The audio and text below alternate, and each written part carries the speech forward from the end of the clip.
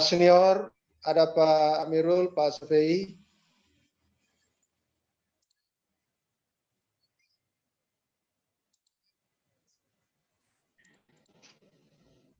Dan para kepala daerah atau mewakili.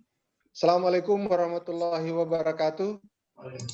Pertama-tama apresiasi yang tinggi pada Bapak Gubernur dan juga Buton Pos yang pada malam hari ini mengundang kita semua dalam rangka membicarakan apa yang menjadi cita-cita bersama seluruh masyarakat Kehutanan Buton, hadirnya sebuah provinsi dalam bingkai negara kesatuan Republik Indonesia. Tentu saja upaya-upaya yang telah dilakukan sebelumnya sejak dalam konsep Buton Raya sampai dengan hari ini tentu satu tujuan, yaitu bagaimana kita menjadi salah satu pilar NKRI dalam rangka ikut mempercepat proses pembangunan di wilayah Sulawesi Tenggara, khususnya di Kepulauan Buton. Pada prinsipnya apa yang sudah menjadi cita-cita kita ini, saya sangat berharap ada upaya-upaya ekstra meyakinkan pemerintah sebetulnya. Hanya saja satu hari ini yang belum dilakukan oleh pemerintah untuk tindak lanjut adalah 2 peraturan pemerintah sebagai pedoman itu yang belum ditetapkan. Itu saya kira ada upaya ekstra untuk mendorong bagaimana 2 PP sebagai tindak pedoman dari Undang-Undang 23 ini segera ditetapkan. Karena itulah menjadi acuan kita untuk mempersiapkan diri. Hari ini memang aspek teknisnya itu akan dimuat di dalam lampiran PP itu nantinya untuk melengkapi dokumen yang sudah ada. Tanpa itu memang ya pemerintah hanya bilang bahwa ini ada moratorium, tetapi dasar hukumnya itu sendiri yang perlu kita dorong secara bersama-sama. Tentu DPD, DPR RI, juga kita, kenapa ini dasar hukum tentang pedoman pembentukan daerah otonom baru, penjabaran dari Undang-Undang 23 ini kenapa belum dikeluarkan? Nah, ini yang upaya ekstra dari kita semua. Kalau yang lain saya kira sudah clear.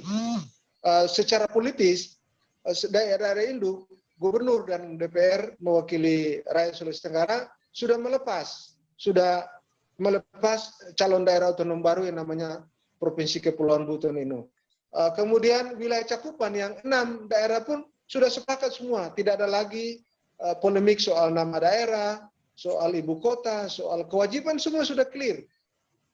Ini sudah semua daerah induknya clear. Nah, upaya-upaya yang lebih serius bagaimana kita meyakinkan pemerintah bahwa ya memang perlu segera dikeluarkan itu pedomannya. Hari ini kan itu menjadi seluruh Indonesia menjadi hambatannya itu untuk aspek teknis yang harus dipenuhi di dalam lampiran sebagai persyaratan sebuah daerah persiapan itu. Nah, kalau dulu di Undang-Undang 32 DPR itu masih diberi ruang menggunakan hak inisiatifnya membentuk undang-undang tentang pembentukan daerah otonom baru. Jadi meskipun pemerintah moratorium tetap lahir daerah otonom baru, tetapi melalui sebuah persiapan.